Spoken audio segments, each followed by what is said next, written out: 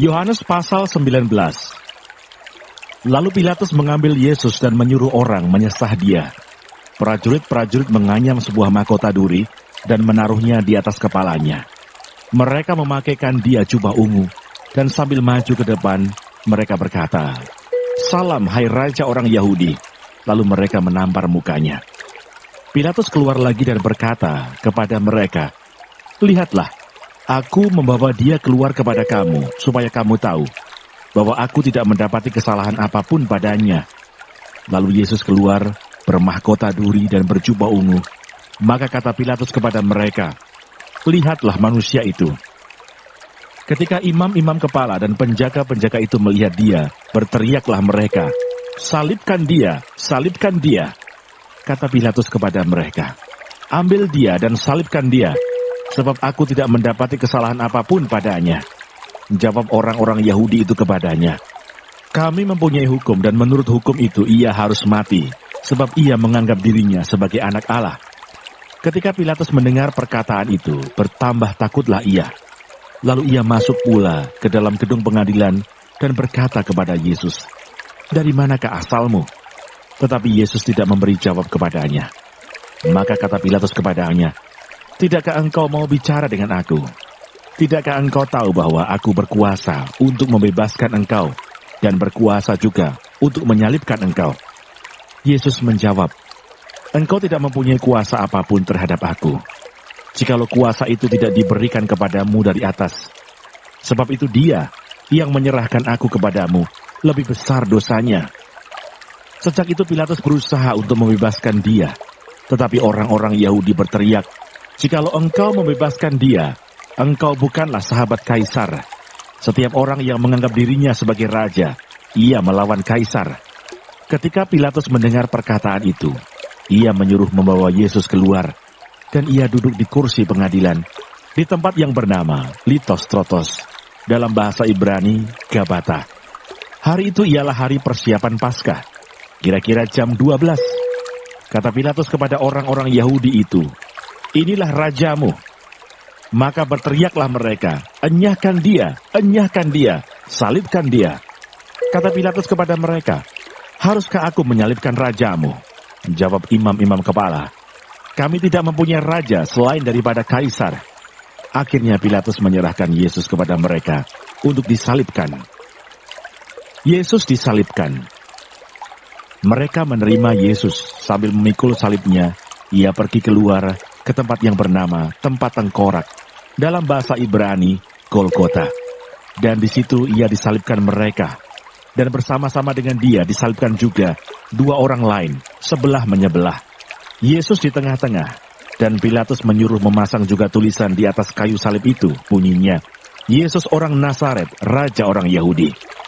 Banyak orang Yahudi yang membaca tulisan itu, sebab tempat di mana Yesus disalibkan letaknya dekat kota, dan kata-kata itu tertulis dalam bahasa Ibrani, bahasa Latin, dan bahasa Yunani. Maka kata imam-imam kepala orang Yahudi kepada Pilatus, "Jangan engkau menulis Raja orang Yahudi, tetapi bahwa ia mengatakan, 'Aku adalah Raja orang Yahudi.'" Jawab Pilatus, "Apa yang kutulis tetap tertulis." Sesudah prajurit-prajurit itu menyalibkan Yesus, mereka mengambil pakaiannya, lalu membaginya menjadi 4 bagian, untuk tiap-tiap prajurit 1 bagian, dan jubahnya juga mereka ambil. Jubah itu tidak berjahit, dari atas ke bawah hanya 1 tenunan saja. Karena itu mereka berkata seorang kepada yang lain, "Janganlah kita membaginya menjadi beberapa potong, tetapi baiklah kita membuang undi untuk menentukan siapa yang mendapatkannya. Demikianlah hendaknya supaya genaplah yang ada tertulis dalam kitab suci. Mereka membagi-bagi pakaianku di antara mereka, dan mereka membuang undi atas jubahku." Hal itu telah dilakukan prajurit-prajurit itu. Dan dekat salib Yesus berdiri ibunya dan saudara ibunya Maria, istri Klopas dan Maria Magdalena. Ketika Yesus melihat ibunya dan murid yang dikasihinya di sampingnya, berkatalah ia kepada ibunya, "Ibu, inilah anakmu." Kemudian katanya kepada muridnya, "Inilah ibumu." Dan sejak saat itu, murid itu menerima dia di dalam rumahnya. Yesus mati.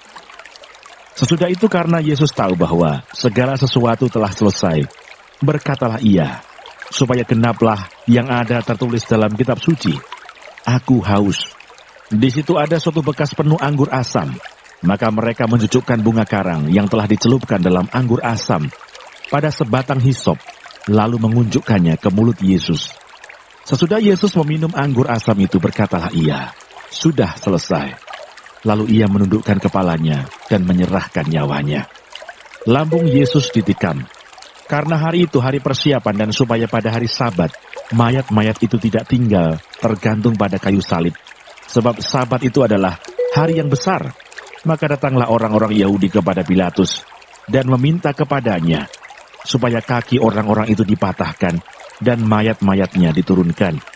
Maka datanglah prajurit-prajurit lalu mematahkan kaki orang yang pertama dan kaki orang yang lain yang disalibkan bersama-sama dengan Yesus. Tetapi ketika mereka sampai kepada Yesus dan melihat bahwa ia telah mati, mereka tidak mematahkan kakinya. Tetapi seorang dari antara prajurit itu menikam lambungnya dengan tombak, dan segera mengalir keluar darah dan air. Dan orang yang melihat hal itu sendiri, yang memberikan kesaksian ini, dan kesaksiannya benar, dan ia tahu bahwa ia mengatakan kebenaran, supaya kamu juga percaya. Sebab hal itu terjadi supaya genaplah yang tertulis dalam kitab suci. Tidak ada tulangnya yang akan dipatahkan. Dan ada pula nas yang mengatakan, mereka akan memandang kepada dia yang telah mereka tikam. Yesus dikuburkan. Sesudah itu Yusuf dari Arimatea, ia murid Yesus, tetapi sembunyi-sembunyi karena takut kepada orang-orang Yahudi, meminta kepada Pilatus supaya ia diperbolehkan menurunkan mayat Yesus. Dan Pilatus meluluskan permintaannya itu. Lalu datanglah ia dan menurunkan mayat itu. Juga Nikodemus datang ke situ. Dialah yang mula-mula datang waktu malam kepada Yesus. Ia membawa campuran minyak mur dengan minyak gaharu, kira-kira 50 kati beratnya. Mereka mengambil mayat Yesus, mengapaninya dengan kain lenan, dan membubuhinya dengan rempah-rempah menurut adat orang Yahudi bila menguburkan mayat. Dekat tempat di mana Yesus disalibkan, ada suatu taman, dan dalam taman itu ada suatu kubur baru, yang di dalamnya belum pernah dimakamkan seseorang.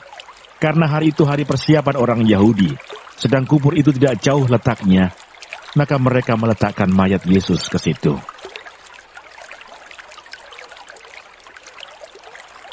Yohanes pasal 20. Kebangkitan Yesus. Pada hari pertama minggu itu, pagi-pagi benar ketika hari masih gelap, pergilah Maria Magdalena ke kubur itu, dan ia melihat bahwa batu telah diambil dari kubur. Ia berlari-lari mendapatkan Simon Petrus dan murid yang lain yang dikasihi Yesus, dan berkata kepada mereka, Tuhan telah diambil orang dari kuburnya, dan kami tidak tahu di mana ia diletakkan. Maka berangkatlah Petrus dan murid yang lain itu ke kubur. Keduanya berlari bersama-sama. Tetapi murid yang lain itu berlari lebih cepat daripada Petrus, sehingga lebih dahulu sampai di kubur. Ia menjenguk ke dalam dan melihat kain kapan terletak di tanah. Akan tetapi ia tidak masuk ke dalam. Maka datanglah Simon Petrus juga menyusul dia dan masuk ke dalam kubur itu. Ia melihat kain kapan terletak di tanah, sedang kain peluh yang tadinya ada di kepala Yesus tidak terletak dekat kain kapan itu, tetapi agak di samping, di tempat yang lain, dan sudah tergulung. Maka masuklah juga murid yang lain yang lebih dahulu sampai di kubur itu, dan ia melihatnya dan percaya. Sebab selama itu mereka belum mengerti isi kitab suci yang mengatakan bahwa ia harus bangkit dari antara orang mati. Lalu pulanglah kedua murid itu ke rumah. Yesus menampakkan diri kepada Maria Magdalena. Tetapi Maria berdiri dekat kubur itu dan menangis. Sambil menangis ia menjenguk ke dalam kubur itu. Dan tampaklah olehnya 2 orang malaikat berpakaian putih, yang seorang duduk di sebelah kepala, dan yang lain di sebelah kaki, di tempat mayat Yesus terbaring. Kata malaikat-malaikat itu kepadanya, Ibu, mengapa engkau menangis? Jawab Maria kepada mereka, Tuhanku telah diambil orang, dan aku tidak tahu di mana ia diletakkan.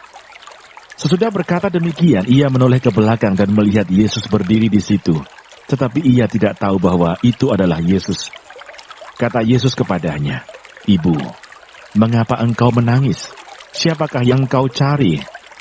Maria menyangka orang itu adalah penunggu taman, lalu berkata kepadanya, Tuan, jikalau Tuan yang mengambil dia, katakanlah kepadaku di mana Tuan meletakkan dia, supaya aku dapat mengambilnya." Kata Yesus kepadanya, "Maria." Maria berpaling dan berkata kepadanya dalam bahasa Ibrani, "Rabuni," artinya guru. Kata Yesus kepadanya, "Janganlah engkau memegang aku, sebab aku belum pergi kepada Bapa. Tetapi pergilah kepada saudara-saudaraku dan katakanlah kepada mereka, bahwa sekarang aku akan pergi kepada Bapakku dan Bapamu, kepada Allahku dan Allahmu." Maria Magdalena pergi dan berkata kepada murid-murid, "Aku telah melihat Tuhan," dan juga bahwa Dia yang mengatakan hal-hal itu kepadanya. Yesus menampakkan diri kepada murid-muridnya. Ketika hari sudah malam pada hari pertama minggu itu, berkumpullah murid-murid Yesus di suatu tempat dengan pintu-pintu yang terkunci, karena mereka takut kepada orang-orang Yahudi. Pada waktu itu datanglah Yesus dan berdiri di tengah-tengah mereka dan berkata, "Damai sejahtera bagi kamu." Dan sesudah berkata demikian, Ia menunjukkan tangannya dan lambungnya kepada mereka. Murid-murid itu bersuka cita ketika mereka melihat Tuhan. Maka kata Yesus sekali lagi, "Damai sejahtera bagi kamu. Sama seperti Bapa mengutus aku, demikian juga sekarang aku mengutus kamu." Dan sesudah berkata demikian, Ia menghembusi mereka dan berkata, "Terimalah Roh Kudus. Jikalau kamu mengampuni dosa orang, dosanya diampuni. Dan jikalau kamu menyatakan dosa orang tetap ada, dosanya tetap ada." Yesus menampakkan diri kepada Thomas. Tetapi Thomas, seorang dari ke-12 murid itu, yang disebut Didimus, tidak ada bersama-sama mereka ketika Yesus datang ke situ. Maka kata murid-murid yang lain itu kepadanya, "Kami telah melihat Tuhan." Tetapi Thomas berkata kepada mereka, "Sebelum aku melihat bekas paku pada tangannya, dan sebelum aku mencucukkan jariku ke dalam bekas paku itu, dan mencucukkan tanganku ke dalam lambungnya, sekali-kali aku tidak akan percaya."